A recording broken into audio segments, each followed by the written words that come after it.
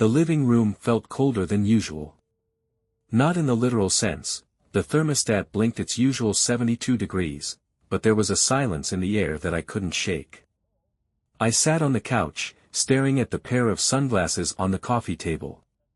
They weren't mine, and I was almost certain they weren't Megan's either. Megan. My wife of 7 years. For most of those years, I would have bet my life on our relationship. We weren't perfect, but we were solid. The kind of couple who bickered over what to watch on Netflix and laughed about it 10 minutes later.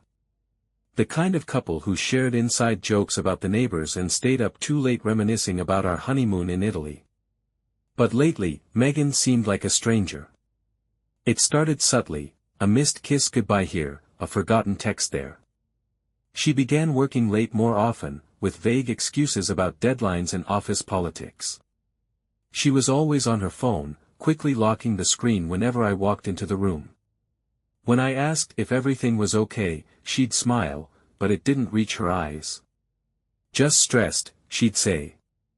Work's been crazy. I wanted to believe her. I really did. But something had changed.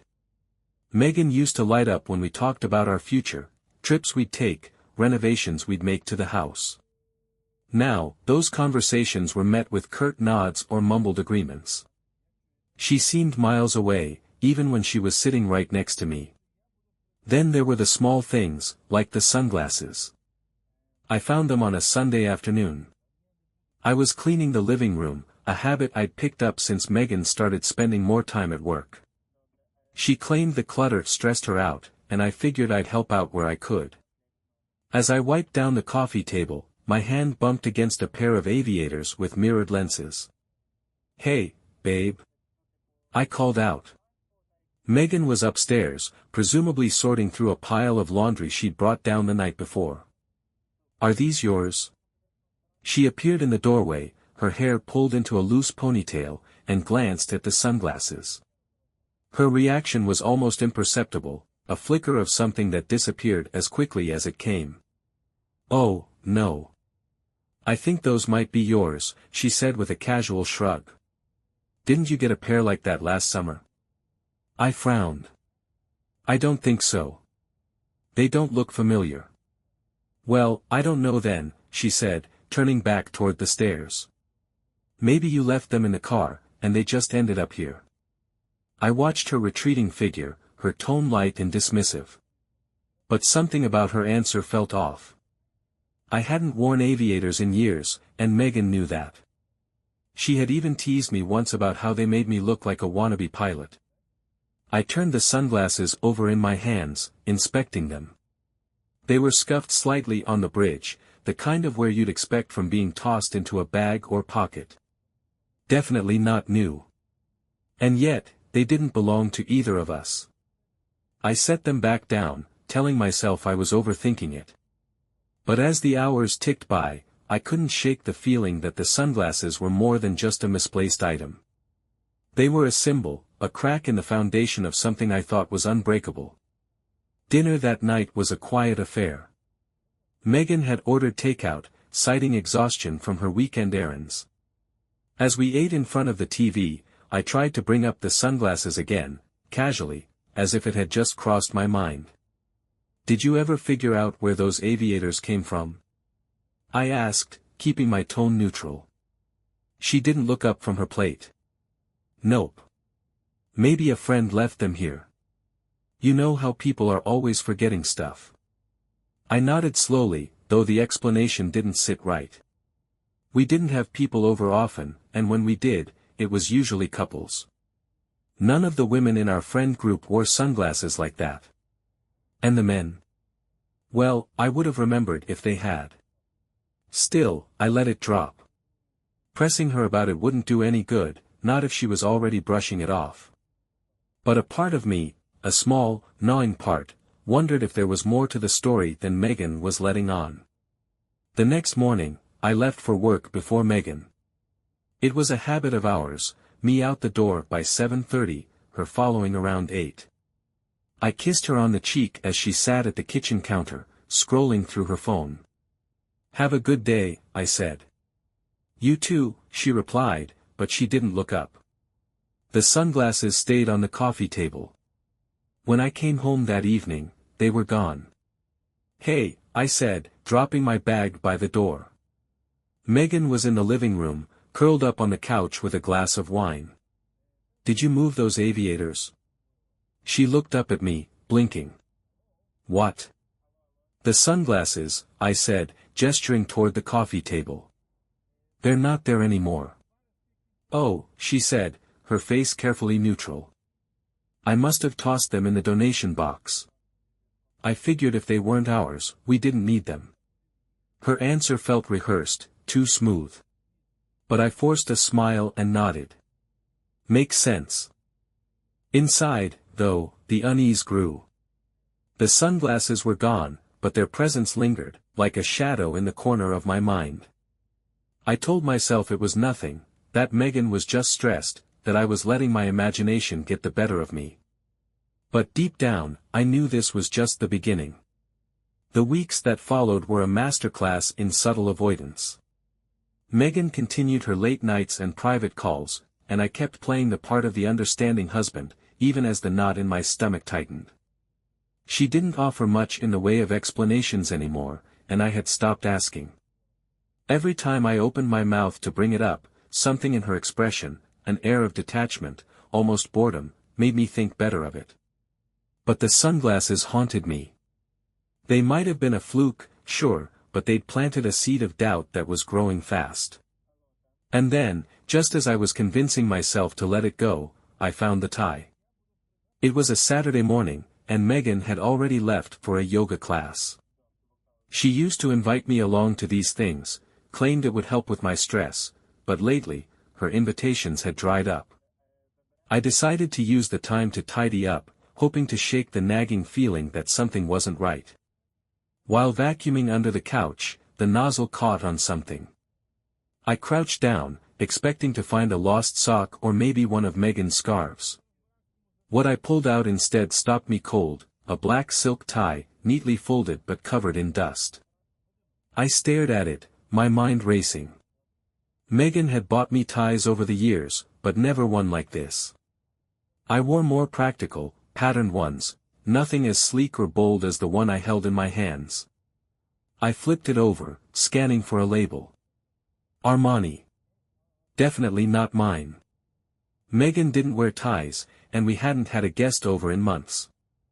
I turned the tie over and over in my hands, hoping some rational explanation would click into place, but none came.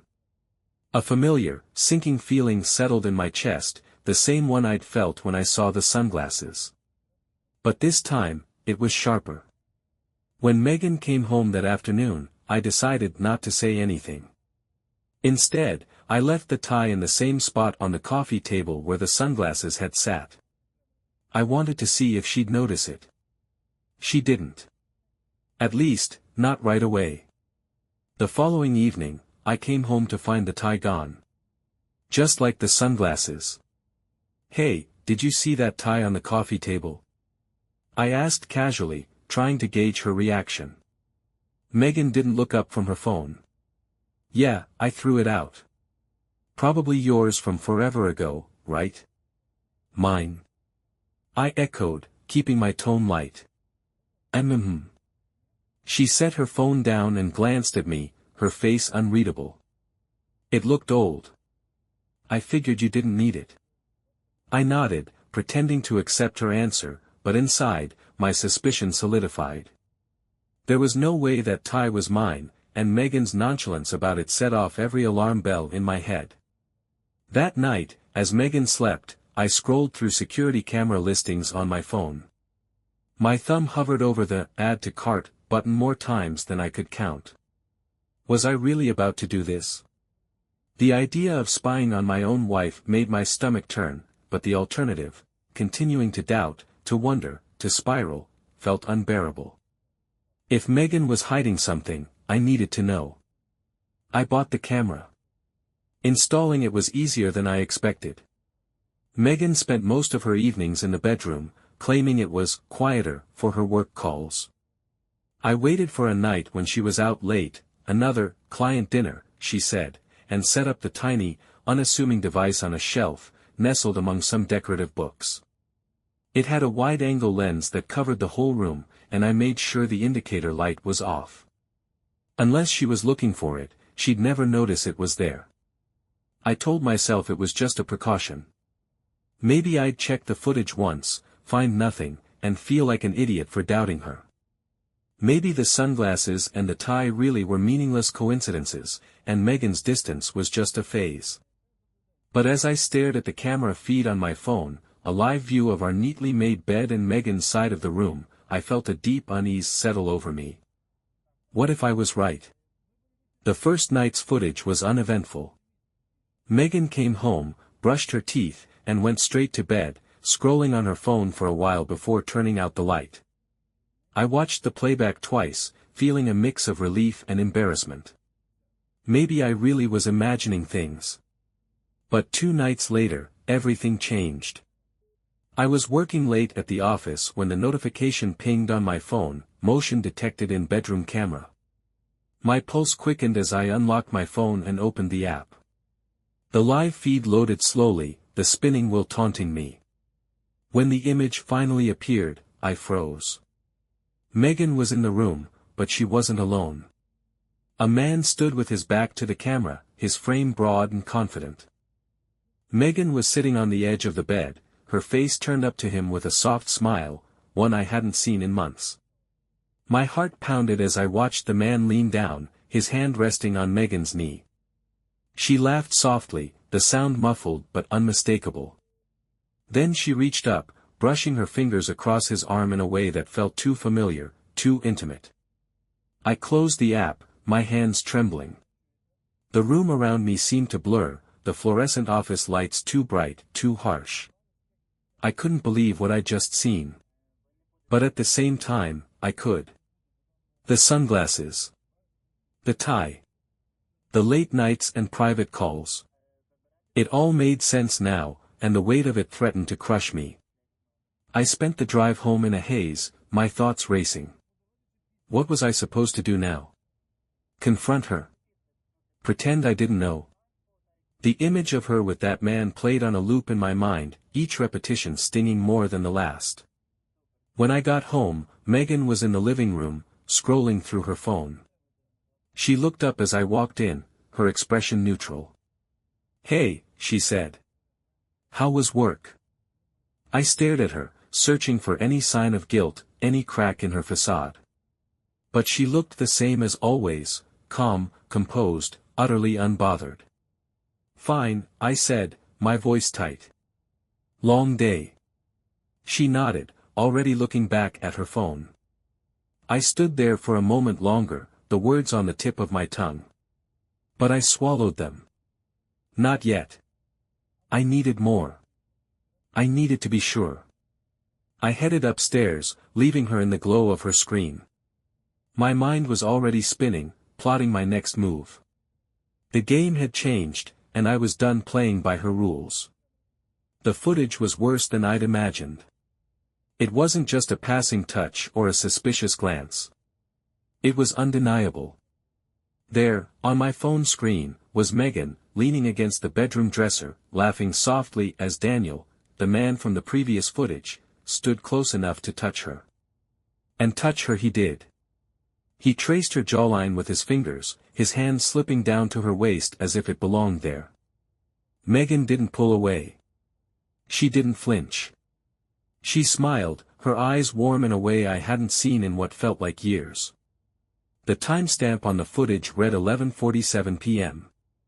I'd been at work, finishing up an unexpected late shift, oblivious to what was unfolding in my own home.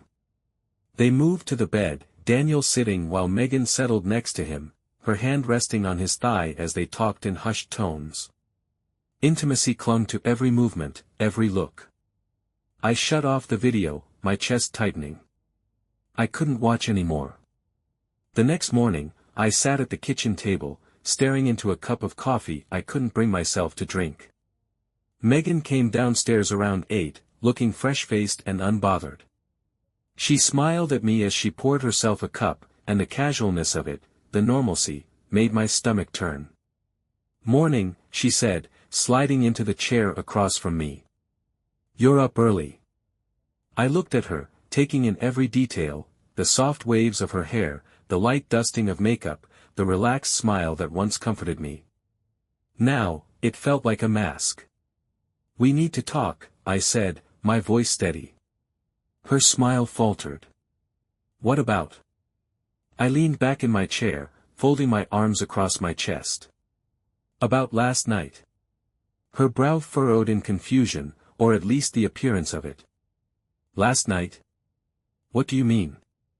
I held her gaze, letting the silence stretch. "I know about Daniel." The color drained from her face, her mug halfway to her lips. She set it down carefully, her hand trembling just slightly. "Chris, I don't know what you're talking about." "I've seen him, Megan," I said, my voice rising.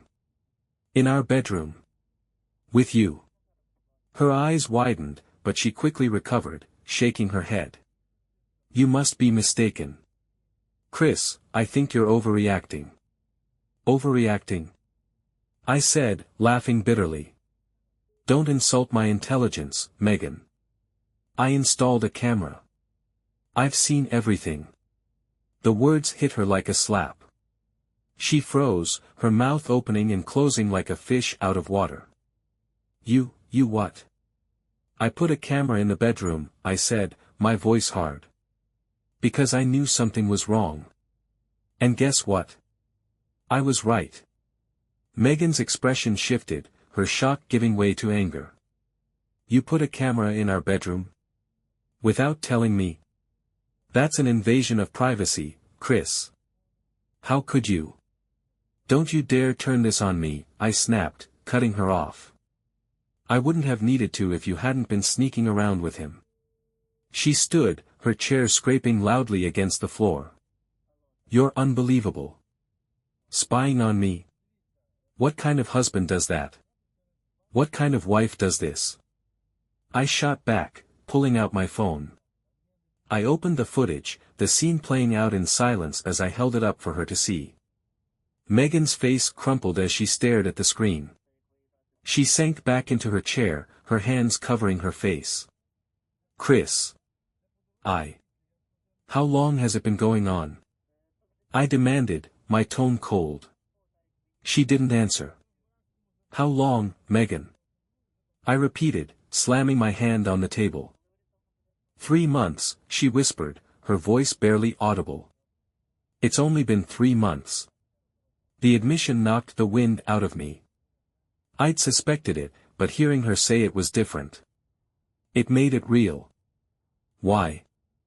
I asked, my voice breaking. "Why would you do this?"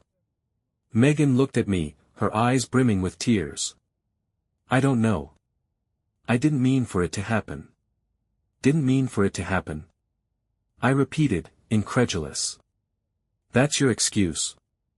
"It just happened." She wiped at her face, her tears smudging her mascara. "I was lonely, Chris. You're always working late, always distracted. I felt neglected." I laughed bitterly. "Neglected? Is that what you call it? I've been breaking my back at work so we could have a better life, Megan. So you could have everything you wanted. And I appreciate that," she said, her voice trembling. "But I needed more. I needed to feel seen. To feel wanted." I stared at her, the weight of her words pressing down on me.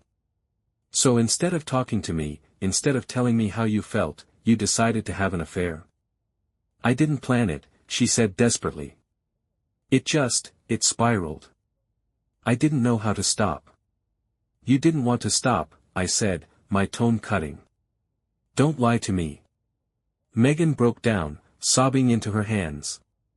"It meant nothing," she choked out. "I swear, Chris. It didn't mean anything." "It meant enough for you to risk our marriage," I said quietly. "It meant enough for you to bring him into our home. Into our bed." She flinched at that, her sobs growing louder. I stood, unable to look at her any longer. "I can't do this right now," I said, my voice hollow. I need some time to think. Chris, please, she said, reaching out for me. We can fix this. I'll do whatever it takes. Please don't give up on us. I pulled away, shaking my head. You already did. As I walked out the door, her cries followed me, echoing in my ears. For 7 years, I'd built a life with Megan. But in 3 months, she'd managed to destroy it. And I wasn't sure if I could ever forgive her for that. I sat alone in my car, parked at the edge of a quiet, empty lot. The engine hummed softly, the only sound breaking the heavy silence. My hands gripped the steering wheel, knuckles white, as if holding on for dear life. A storm of emotions churned inside me, rage, betrayal, devastation, each one vying for dominance, each one tearing me apart in a way I didn't think was possible. I wanted to scream. I wanted to cry. But mostly, I wanted to understand. How could Megan do this to me? To us? The question gnawed at my mind like a parasite, burrowing deeper with every passing minute. I replayed our confrontation over and over in my head, dissecting every word, every tear, every excuse. I felt neglected. It meant nothing. I needed to feel wanted. Her words were a dagger, twisting with every justification. Was I really such a terrible husband? Had I failed her so completely that she felt she had no choice but to turn to someone else? I thought about all the late nights at work, the missed dinners, the moments when I was too tired to talk about her day. Had I been blind to her unhappiness? Or was she just trying to shift the blame, to make me complicit in her betrayal? I pressed my forehead against the steering wheel, the cool leather grounding me for a moment. My mind wandered back to our wedding day, a memory so vivid it felt like I could reach out and touch it. It had been a warm spring afternoon, the kind where the air feels soft and full of promise. Megan stood at the end of the aisle, radiant in her white dress, her veil catching the sunlight like a halo. I could still see the way her smile lit up her face, the way her eyes locked onto mine as if we were the only two people in the world. I promise to love you, honor you, and cherish you, she'd said, her voice trembling with emotion. For better or worse, in sickness and in health, for as long as we both shall live. I'd repeated the same vows, meaning every word with a depth I hadn't known I was capable of. In that moment, I was certain we could face anything together. We were invincible. But now, those words felt like a cruel joke. For better or worse. How much worse was I supposed to endure? Megan had shattered the very foundation of our marriage, and she didn't even seem to realize the full extent of what she'd done. I closed my eyes, trying to block out the memory, but another one took its place. It was a random Saturday a few years ago, nothing special. Megan and I had spent the day at home, doing absolutely nothing. She was curled up on the couch with a book, and I was sprawled out next to her, half watching some movie on TV. At one point, she'd put her book down, leaned over, and kissed me on the cheek. What was that for? I'd asked, grinning. Just because, she'd said, her eyes sparkling with affection. Just because. I hadn't realized how much those little moments meant to me until they were gone. The sharp trill of my phone pulled me back to the present. Megan's name flashed on the screen, her picture smiling up at me, a picture taken during happier times, on a beach vacation where we'd spent hours laughing and holding hands. I let it ring until it stopped, unable to bring myself to answer. She didn't understand. She didn't get it. If she had, she wouldn't have said it meant nothing. She wouldn't have blamed me for her choices. She wouldn't have sat across from me with those crocodile tears, begging for forgiveness while refusing to take full responsibility. I slammed my fist against the dashboard, the pain barely registering. How could she look me in the eye and claim to love me, then turn around and betray me in the most intimate way possible? Was it really just the thrill of being wanted? The excitement of something new? Or had she fallen out of love with me long ago, and I was too blind to see it? The thought hit me like a punch to the gut. What if this wasn't just about Daniel? What if Megan had checked out of our marriage months, maybe even years, before she met him? I thought about the way she used to look at me, like I was her whole world. When had that stopped? When had I become just another part of the furniture in her life, useful, reliable, but ultimately replaceable? I didn't want to go home, but I couldn't sit in the car forever. The idea of walking through the front door, of facing Megan's tear-streaked face and hearing her apologies again, made my skin crawl. But a part of me, the part that had loved her for 7 years, needed to know why. Not the surface-level excuses she'd already given me, but the real reason. The one buried deep in her heart, where she kept the truths she didn't want to say out loud. When I finally walked into the house, she was sitting on the couch, her hands clasped tightly in her lap. She looked up at me, her eyes red and swollen from crying. "Chris," she said softly, standing up. Don't," I interrupted, holding up a hand. "Don't start with the apologies again. I need you to answer one question." She nodded, biting her lip. "Why?" I asked, my voice breaking. "Why him? Why this? Why any of it?" She hesitated, her eyes darting to the floor. "I told you. Don't give me the 'I felt neglected' excuse," I snapped. "I need the truth, Megan. The real truth." Her shoulders sagged, and for a moment, I thought she was finally going to tell me. But then she shook her head. "I don't know, Chris. I wish I could explain it, but I can't." I laughed bitterly, the sound harsh in the silence. "You can't. You've been lying to me for months, sneaking around with him, and you can't even tell me why." "I didn't mean to hurt you," she said, her voice trembling. "I never wanted." "Stop," I said, my tone cold. "Just stop. If you didn't want to hurt me, you wouldn't have done it. It's that simple."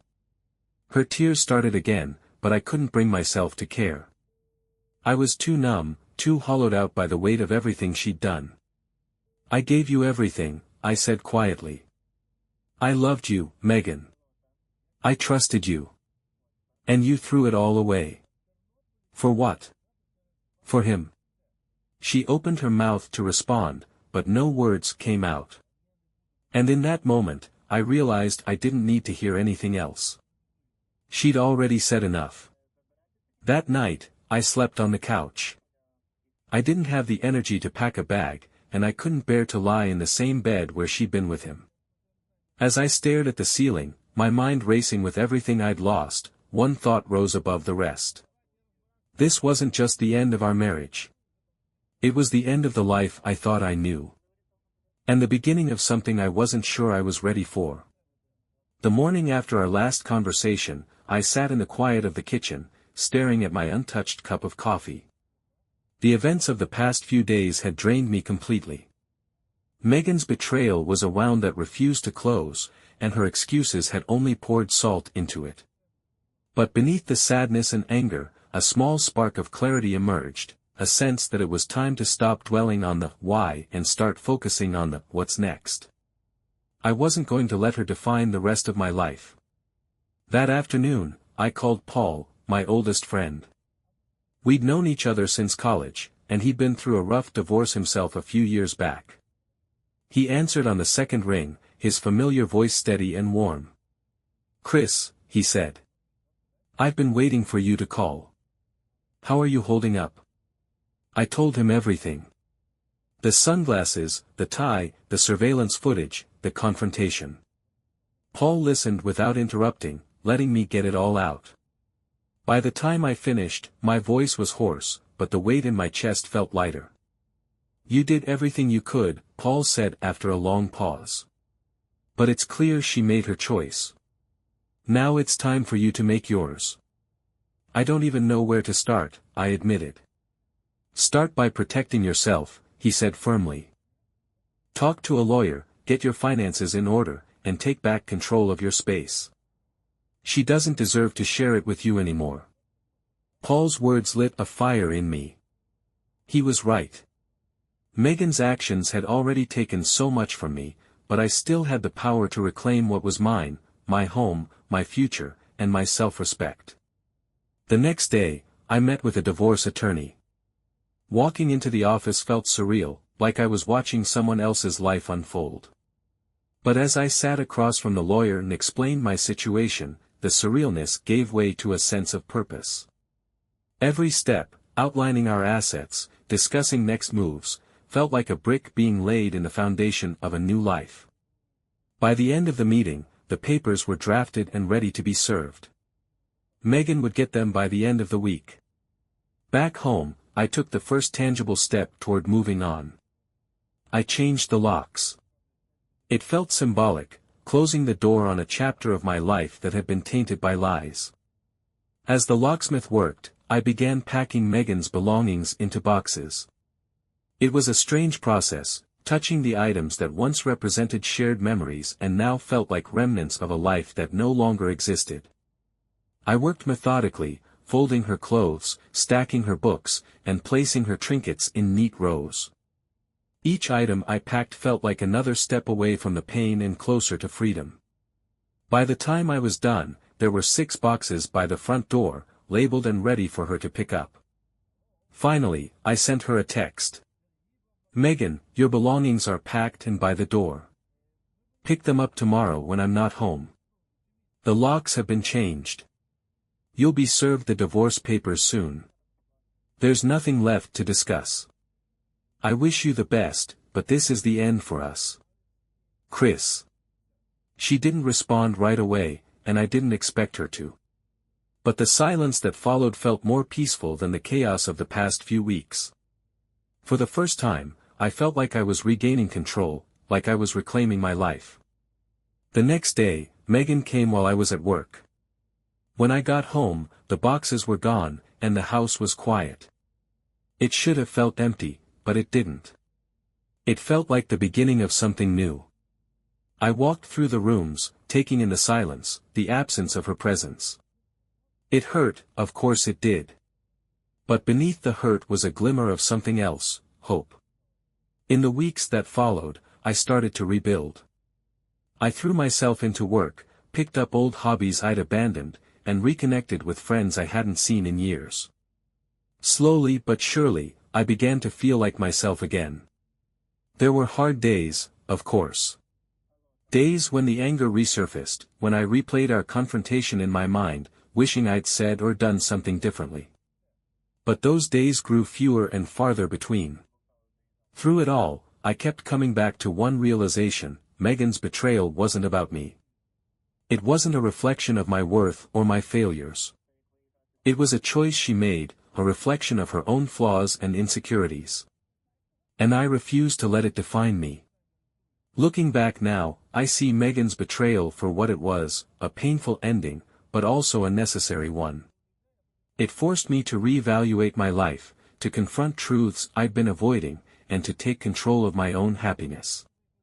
I've learned that trusting your gut is more important than blind faith in someone else. That love without mutual respect and commitment isn't love at all. And that it's better to walk away from something broken than to keep trying to piece it back together when the other person isn't willing to help. To anyone who finds themselves in my position, let me say this: betrayal isn't the end. It's the beginning. It's a chance to rediscover who you are, to rebuild stronger and wiser. It's a chance to prove to yourself that you are worth more than someone else's mistakes. And as I sit here, writing this, I realize that for the first time in months, I feel free.